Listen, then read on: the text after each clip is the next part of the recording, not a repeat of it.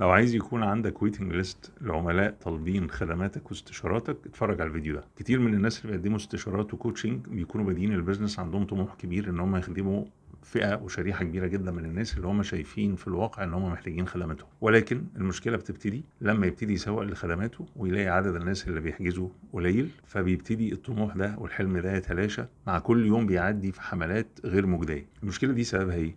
سببها ان المسؤول عن التسويق مش بيبني حملات، ولكن بيعمل مجموعة من الإعلانات المبعثرة الغير ممنهجة ومش مبنية على احتياجات حقيقية للجمهور المستهدف، وبالتالي الإعلانات دي بتطلع ما بتأثرش في الناس. ببساطة شديدة، هو إيه اللي بيخلي فيه بيزنس قادر يعمل إعلان أو يعمل حملة بمعنى أصح اللي هي مجموعة من الإعلانات بتحتوي مجموعة من الرسائل التسويقية اللي كلها مبنية على احتياج موجود عند العميل فبيأثر عليه.